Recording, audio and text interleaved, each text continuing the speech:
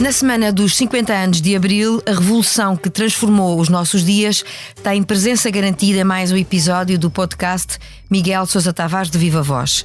E para 50 anos, o cronista do Expresso destaca 50 nomes. Vamos então a isto. Eu sou a Paula Santos.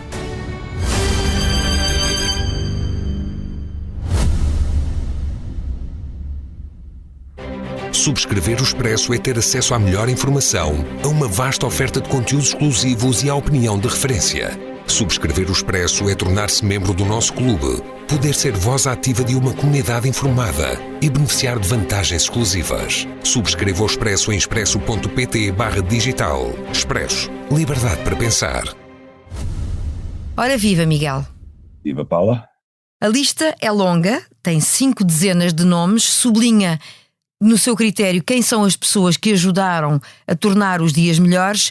Eu bem sei que o desfile dos nomes surge por ordem alfabética, sem nenhuma hierarquia nesta sua crónica no Expresso, começando com Adelino Gomes para terminar em Zita Seabra.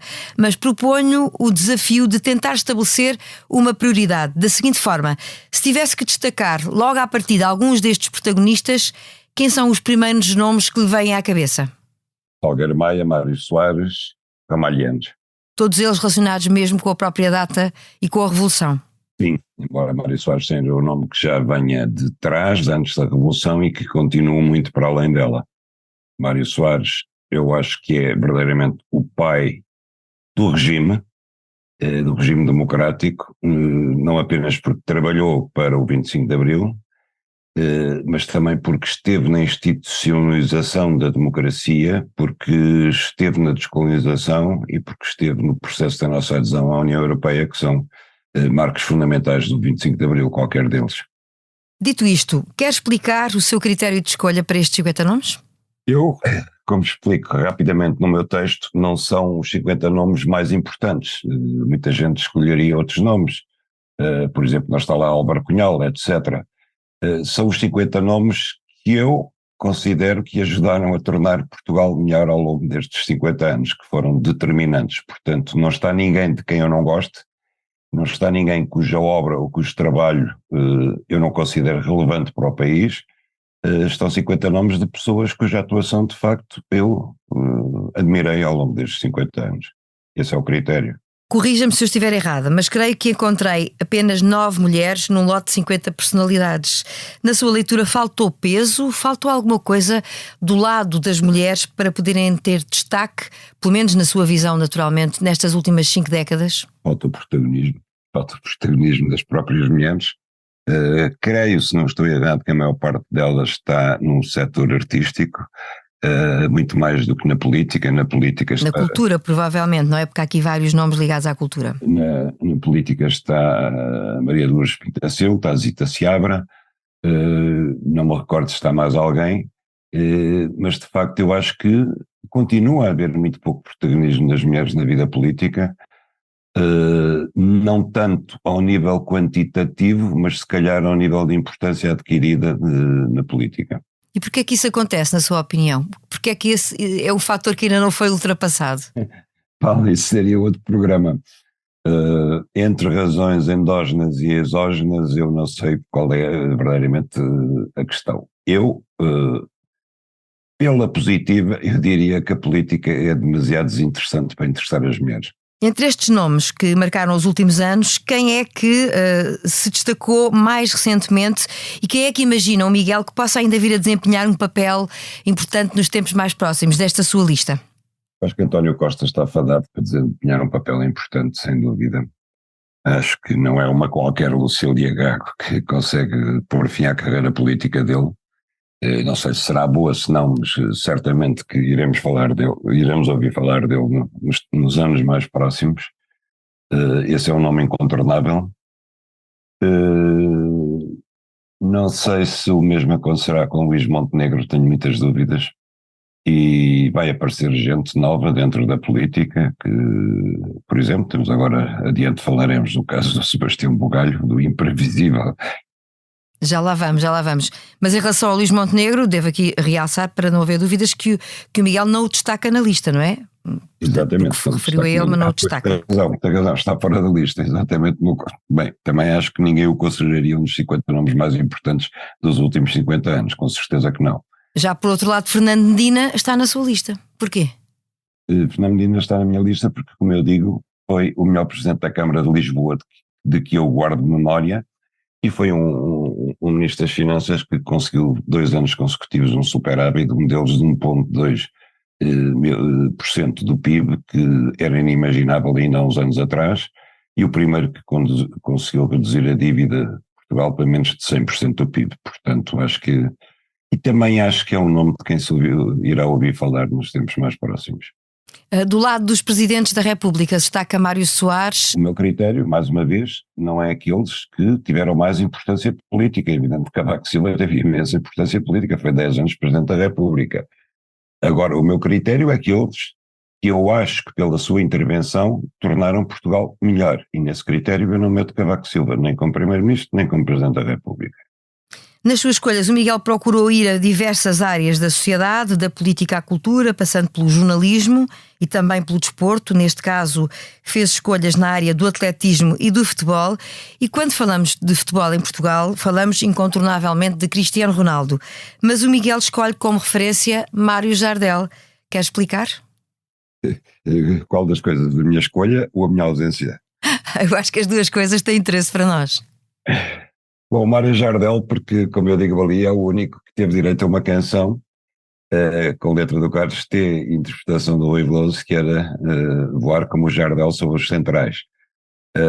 Foi um futebolista, não foi por ter jogado no meu clube, no Futebol Clube Porto, também jogou no Sporting, mas eu nunca vi um marcador de golos como ele, nunca vi um cabeceador como ele, e depois tinha um lado trágico e desastrado na vida que sempre me atraiu. Atraíram sempre os heróis infelizes, os heróis incompletos, desastrados, e Jardel foi um deles. Para mim foi um símbolo do futebol, por isso. Enquanto que Cristiano Ronaldo, talvez porque eu tenha ainda uma ideia romântica do desportista, Cristiano Ronaldo, que sem dúvida é um grande atleta, um extraordinário profissional, alguém que deu muito, ainda dá à seleção portuguesa, não tem do outro lado, do lado humano, não tem nada que eu admire quase. E, portanto, prefiro os defeitos de Jardel do que ver as fotografias de Cristiano Ronaldo no seu jato privado, no seu iate privado, sempre a exibir a sua fortuna, o seu dinheiro. É uma coisa que não me atrai nada. Acho que os desportistas devem também ser um exemplo da maneira como usam o seu poder, a sua glória e o seu dinheiro, e nesse aspecto eu acho que Ronaldo não é um exemplo. Quando fez esta análise para escolher uma lista e pensou naturalmente em nomes que ficaram de fora, há algum nome que tenha deixado de colocar? Há um nome que eu gostaria de ter posto, dei voltas e voltas à cabeça a ver se conseguia tirar alguém para o pôr, mas não consegui, e era Vasco Graça Moura, que é uma pessoa de quem eu fui amigo pessoal e que eu acho que o país deve muito do ponto de vista cultural. Foi um homem muitíssimo importante, e é talvez a maior injustiça que eu cometi, é não ter lugar para 51 para pôr lá o nome do Vasco. Mas tem 51 escolhas ainda assim, ainda que tenha que ter, obviamente, os 50 mais presentes. Miguel, traçado o retrato dos 50 nomes para 50 anos, olhamos para o que marca a atualidade desta semana e assim entramos no improviso. Mais nomes. E é de outros nomes justamente que falamos. O PS e a AD escolheram os seus cabeças de lista para as europeias. Marta Temido e Sebastião Bugalho foram os nomes anunciados, lá está. Mas não se pode dizer que tenham sido nomes previsíveis, pelo menos um deles, Miguel. Bom, comecemos pelo PS. A minha surpresa no PS é ver Francisco Assis em segundo lugar.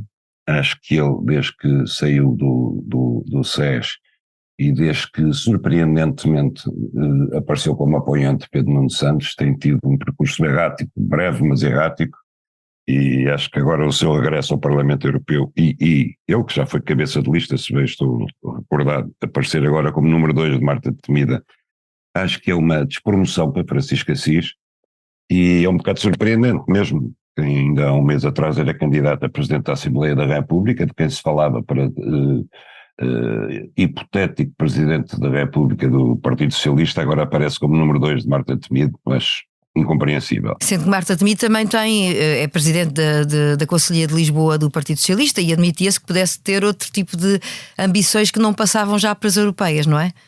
Sim, admitia-se que pudesse ser candidata à presidência da Câmara, que era um lugar de muito trabalho. Ela escolheu o lugar bem mais confortável de deputada europeia. Foi uma má ministra da Saúde. Eu não subscrevo a ideia de que ela enfrentou a pandemia com grande valor. Eu acho que não foi o caso. Quem enfrentou a pandemia com maior valor, para mim, foram os portugueses, foram os médicos e os enfermeiros do Serviço Nacional de Saúde. Foi o próprio Primeiro-Ministro que coordenou tudo, e a certa altura foi o Almirante Gouveia Melo que foi preciso chamar para resolver o problema das vacinas, que Marta Temido não teria resolvido. Deve-se ela ao caos em que está o Serviço Nacional de Saúde, indiscutivelmente. Não é a única responsável, nem no tempo, nem no modo, mas é uma das principais, e é recompensada com o lugar de deputada europeia. Pronto, é uma surpresa para mim.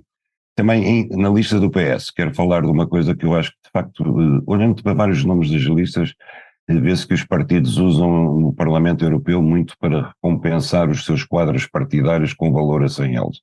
E estou-me a referir aqui ao caso da Presidente da Câmara de Portimão, Isilda Gomes, que, tanto quanto sei, ainda não viu arquivado um processo que o Ministério Público lhe pôs exatamente no tempo da pandemia por ter furado a lista de prioridades nas vacinas e ter feito vacinar à frente dos seus conterrâneos de Portimão, onde agora aparece que já ia chegar ao limite de mandatos autárquicos.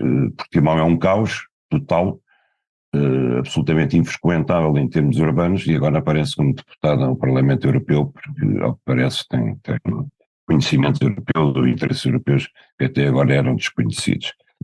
Bom, temos Catarina Martins, também o partido recompensa pelos anos que esteve à frente do Bloco de Esquerda. Essa não é propriamente uma surpresa, não é? Porque além de ser já conhecida, pronto, geralmente acontece isso. João Oliveira é um bom quadro do PCP que tinha ficado fora do Parlamento e que o partido recompensa mandando para Bruxelas. Coutinho Figueiredo, na IL. Coutinho Figueiredo já sabia que estava destinado a isso. No Chega aparece o ex-embaixador, o embaixador reformado António Tejas, que é um homem de extrema-direita e não deixou nem boa memória nem bom nome no Ministério dos Negócios Estrangeiros, portanto está muito bem a representar o Chega. E chegamos à grande surpresa, que de facto é a lista da AD, com Sebastião Bugalho à frente. Pessoalmente tenho pena que Sebastião Bugalho tenha tomado esta opção, embora obviamente ele é que sabe da sua vida e das suas ambições, mas do ponto de vista do espectador e mesmo de jornalista, acho que o Sebastião era uma pessoa bem preparada, era uma pessoa que fundamentava bem os seus argumentos, mesmo quando se podia discordar do ponto de vista dele, da área política em que ele se inseria, mas tinha, sem dúvida, uma aura de isenção que agora perde, porque quando se passa para o outro lado é difícil de regressar com o mesmo estado, regressar inócuo, regressar com a mesma aura de isenção com que se foi. Já não se regressa em estado de virgindade jornalística, e eu creio que o futuro dele vai estar aqui, sempre na comunicação, não vai estar, creio eu que não vai estar na política, e espero que não esteja, porque políticos há muitos, bons comunicadores e bons analisadores da cena política com isenção há poucos. É uma pena, será seguramente, creio eu, um triunfo eleitoral para a AD, mas perdeu-se uma voz no jornalismo e da comunicação ativa e na flor da idade, digamos assim, e desse ponto de vista eu lamento a opção dele. Os 50 nomes dos 50 anos do 25 de Abril e ainda a análise dos dias que correm. Chega ao fim mais um episódio do podcast Miguel Sousa Tavares de Viva Voz. O João Martins assegurou a sonorização. Tenha uma boa semana. Estaremos de volta na próxima semana com a leitura da atualidade.